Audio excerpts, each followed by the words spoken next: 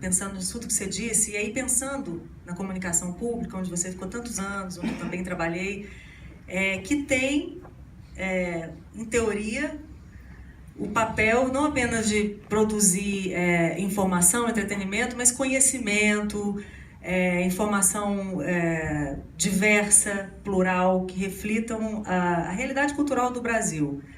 Como é que você vê esse papel do jornalismo cultural dentro desse contexto da TV pública, ou da comunicação pública como um todo? Ainda vai levar um tempo, como diria Lulu Santos. Eu acho que ainda... Eu não vejo ninguém comprometido, assim. Eu não vi ninguém sendo preparado para fazer a comunicação pública. Eu fiquei 20 anos, 10 anos... A TV Brasil está fazendo 10 anos. Então eu fiquei 9 anos na TV Brasil. Antes eu ficava na TVE. Então já era uma comunicação pública, né? A comunicação pública não nasceu com a TV Brasil. Nasceu muito antes. E eu nunca vi ninguém dando uma direção, um norte, formando pessoas para fazer a comunicação pública. Mentira, fizeram um concurso, né? Fizeram um concurso que as pessoas não têm relação nenhuma entre o papel que ela vai exercer, ou a função, o ofício que ela vai ter e o concurso que ela fez. Raramente você encontra alguém vocacionado, alguém que realmente, o cara do áudio realmente é do áudio. Que até entenda o papel da comunicação pública antes de imagina, trabalhar ninguém ela, discutindo né? isso. Eu não vi ninguém discutir isso. Não vi mesmo. Com seriedade, discutindo vaga, cargo de chefia, eu vi. Mas eu não vi ninguém discutindo em teoria o que é a comunicação pública, nem dirigentes, nem funcionários. Eu tive, sei lá, 10 presidentes diferentes, mas não vi nenhum presidente falando sobre isso. Sabe, teorizar, no dia que toma posse, dá um norte. Sabe, vai tomar posse com o presidente da TV pública. Então ele fala, olha, a TV pública eu acredito, essa é composta disso. Eu não vi isso, não tive essa experiência. Então eu acho que não tem ninguém pensando na comunicação pública. Ela se dá por uma coisa ou outra, entendeu? Eu acho que eu fiz uma comunicação, a melhor comunicação pública que eu pude fazer. Mas isso sou eu que acho, eu não tenho a menor base para te dizer, nem para dizer para você que eu estava certa. Foi a melhor que eu pude fazer. Mas onde é que eu não tive um norte, eu não discuti isso.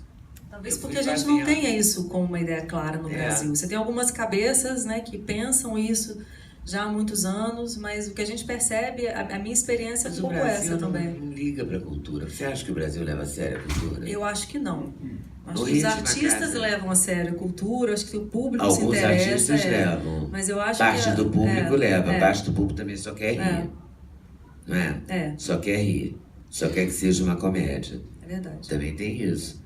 Eu acho que é tudo misturado. A gente tinha que misturar, fazer tudo, recuperar tudo isso, sabe? Não existe talvez não exista um projeto de comunicação pública, claro, né? Tem sempre esse sonho, esse padrão da BBC, todo mundo citando como referência, que é um modelo quase impraticável no Brasil, né? Diga-se de passagem, pelo menos é a minha opinião. É chique, né? De você citar. E aí você também não tem a continuidade, como tudo que é da esfera do poder público, né? Você não tem continuidade. Então... Nada, o presidente muda toda hora, né?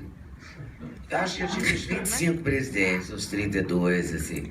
Eu tive todo mundo, você pode imaginar.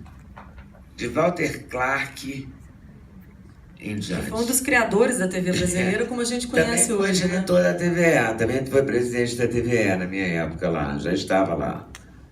Então você tinha todo mundo, você teve todo mundo e ninguém ficou tempo suficiente para pensar também, sabe? Como é uma indicação política, fica um pouquinho, aí sai no próximo governo, aí muda o secretário de não sei o quê, não, aí sai não sei quem. Mas a comunicação pública poderia ser, e eu acho que é, até por definição, um laboratório experimental do jornalismo cultural, do jornalismo como um todo, e não é o que acontece, né? Assim, é o grande mercado. Eu fui para a comunicação pública para poder trabalhar com jornalismo cultural.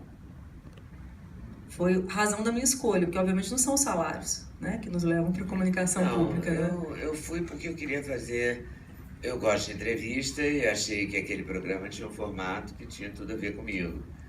Eu acredito nessa coisa de passar a melhor informação possível, então eu tinha o compromisso de escolher as pessoas, de atender a diversidade, de, entendeu? Atender a todas as culturas, as etnias diferentes. Eu tinha compromisso, eu tinha compromissos. Entende? Eu nunca senti um apoio, quer dizer, eu passei muitos anos, e sobretudo os últimos anos no Sem Censura, eu não sabia quem assistia, da presidência, da diretoria. Eu te digo sinceramente, nos últimos, acho que uns 5 a 6 anos, eu acho que ninguém assistia. Porque eu tive incêndio e ninguém sabia. Queimava lâmpada, queimava o carpete, eu falava, a gente vai para o intervalo porque a gente está tendo aqui um pequeno probleminha. E um dia o cinegrafista ficou tão irritado que ele mostrou, porque estava pegando fogo. Aí ele mostrou e a gente foi para o intervalo, voltou e ninguém perguntou o que aconteceu. Agora coloca na internet. Agora coloca na internet para você ver se não vira meme, né? Claro, todo mundo, as telespectadoras escreviam, mandavam e-mail e tal, mas da direção, ninguém me dizia nada. Eu acho que eles nunca assistiram. Por isso que justifica a pergunta do rapaz recém-chegado, você não quer fazer um talk show, né? Ele não sabia o que eu fazia. Ele não via. Eu tive duas diretoras, uma eu vou esquecer o nome, que eu esqueço sempre. Uma é a Rosa Crescente, que era a executiva. E a outra, eu vou lembrar, mas eu não estou lembrando. Tereza Cruvinel? Não era a Tereza Cruvinel, foi antes da Tereza Cruvinel. Era Rosa Crescente e Beth. Elas fizeram a TV Cultura de São Paulo, elas fizeram todos os desenhos, ganharam prêmios internacionais com a série de desenhos. Tá só passando tempo ali pra gente. E elas viam, elas assistiam, elas questionavam, elas criticavam. Então, esse foi o primeiro governo Lula. Do primeiro governo Lula para cá, ninguém mais viu. A gente tem só um tempinho, eu queria falar com você antes. Abrir para poder abrir para as perguntas, tem um tema que eu acho que é muito bacana, eu não sei se ele vai ocorrer aqui naturalmente, queria ouvir sua opinião sobre isso.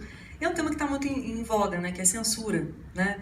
Eu acho que você passou por diferentes tipos de censura nos seus 40 anos de jornalismo, né? Quer dizer, censura de estar numa TV comercial, né? Inclusive num período de ditadura, né?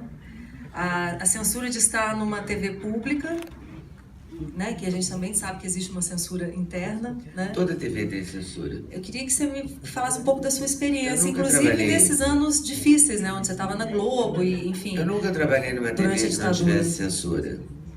Nunca. Sempre tem, porque a censura ou é política ou é comercial. Ou é porque o dono da empresa não gosta daquela pessoa. Entende? Ou porque... Alguma é pior? São todas igualmente horríveis, assim? Você considera alguma Não, mais... eu acho que tem a censura da ditadura, foi a pior de todas. Mas a censura interna, a censura dos donos, a censura dos editores que não querem a matéria tal e alegam coisas... Sei lá... Porque uma pessoa pode censurar e dizer isso não interessa ao público. Porque não interessa a ele que o público saiba disso. Não interessa a ele, pessoa, ele acredita nisso. Existe, na TV Globo era muito claro, assim, né? O Brizola não era bem-vindo, ponto. Era claro, eu prefiro a censura clara do que a censura, sabe, disfarçada. Porque é mais fácil você lidar com aquilo.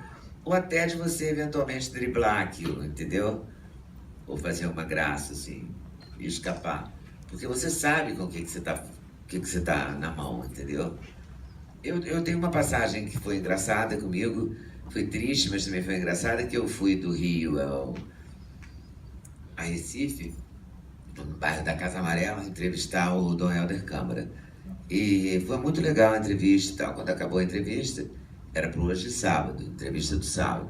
Aí ele falou comigo, botou a mão no meu ombro e falou, minha filha, você não vai ficar chateada se essa entrevista não for ao ar, né? Eu falei, como assim, Noel? Eu vim aqui, saí do Rio, vim até aqui, entrevistar eu toda metida, porque eu me achava, né? Como assim? Não ia ao ar? Não existe essa possibilidade, foi embora. Eu sei que eu editei a entrevista, subiu, desceu, subiu, subiu, porque os chefes ficam sempre em cima, né? Então as coisas sempre sobem. Aí subiu o VT, desceu o VT, subiu o VT, desceu o VT foi liberado. Quando entrou no ar, quem falava de reforma agrária? Eu.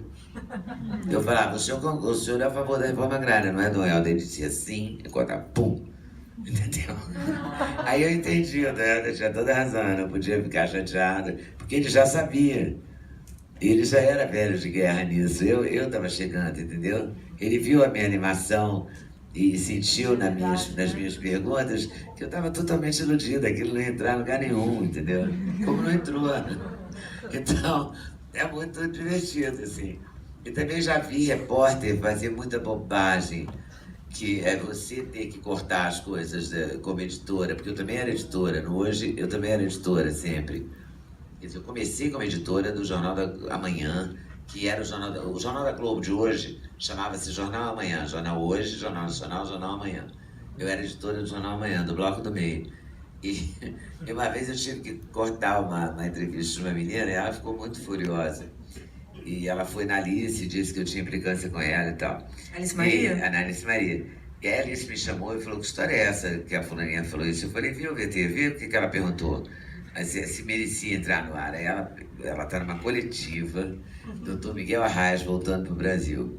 Está sentado aqui, ele já não era chegado à entrevista, né, de cabeça baixa. Ela chega por trás, com o microfone aqui, e fala assim, o senhor já se definiu politicamente? Ele parou tudo, olhou para trás e disse, há muito tempo, minha filha. Eu tirei isso, porque eu achei que desmoralizava ela, entendeu? Porque acabava, liquidava, era uma pá de cal na carreira dela. E ela acabou ali mesmo, não durou mais, ela era REC, porque tem repórter REC, tem matéria REC, que a direção recomenda para você fazer. E tem o repórter REC, que é aquele que você tem que aturar porque é filho de alguém. Tem apresentador REC, né? Tem apresentador REC, tem tudo REC. Então, eu vivi várias experiências, já perdi lugar para entrevista, para apresentador REC, eu já tive repórter REC, já vi tudo. Então, essa menina, por exemplo, não durou nada, ela era REC, repórter REC. E não durou porque era isso. Como é que pode botar no ar uma coisa dessa, entendeu? Tem uma outra história maravilhosa também, que tomei uma bronca da Alice, maravilhosa, e ela jura que ela estava certa. Eu acho que não estava. O Figueiredo falando.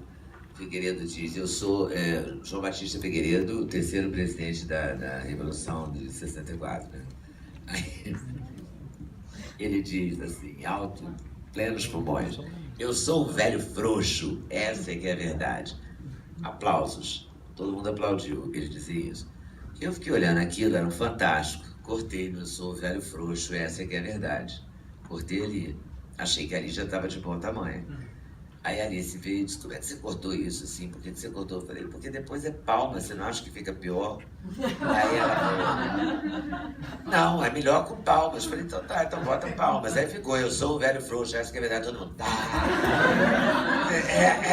O olhar do editor e o olhar do chefe, às vezes, não batem, sabe? Então, como editor, eu acho que você sofre mais que como repórter. Porque, assim, uma mesa de uma coletiva, uma mesa chegada de banidos, chegada de terroristas, ex-terroristas e tal. Aí tá lá, não pode ter o Brizola. Vai fazer o quê? Pintar a cabeça do Brizola com lápis? Porque como é que faz? Ainda era filme. Cortar o VT da mesa só até aqui. Como é que você faz isso, entendeu? Então essa discussão, essa coisa prática, era muito engraçada também, sabe? Tinha... É claro que a gente brincava como se fosse o último biscoito negresco do pacote, assim, sabe? A gente queria botar no ar aquela matéria, a gente lutava por isso. A gente, nós todos os editores, né? Não tinha ninguém querendo não colocar. Mas a gente tinha várias etapas de censura, né? Mas você e tá também falando na de... TV tinha, na manchete tinha por causa da intifada, porque não podia ser pró-árabe, entendeu? Tinha que ser pró-judeu e às vezes alguém escrevia um texto que não agradava. Mas é ao vivo, Leda? Ao vivo. Você ficou 21 anos. Ao vivo você fala com a sobrancelha, né? Ao vivo você faz qualquer coisa, né? A gente viu recentemente... já dizer que eu falava com a sobrancelha, eu falava, hoje é o jeito que você fala uma notícia e você está opinando. Sim. Eu acho. Eu fiz isso no Hoje o tempo todo, entendeu? Claro que não era escancarado. Hoje eu comecei, eu fui pioneira, vou falar aí, vai parecer que eu não sou modesta, mas o que eu vou fazer? Eu comecei essa história, fui pioneira porque eu não era locutora. Não é nem por mérito meu, é porque eu não tinha aquela. Eu não era o Cid Moreira, que lia notícia como ninguém lê nesse país, porque ele é o melhor de todos. Só que ele não tem compromisso com a notícia, ele é locutor. É completamente diferente. O Chapelin é um locutor. O Celso Freitas é um locutor. O Marcos Rúmel é um locutor. O William Bonner é um locutor. O William Vac é um apresentador, jornalista. Já é diferente. É diferente, entendeu? A apresentação de cada um. É diferente. Não é a mesma coisa.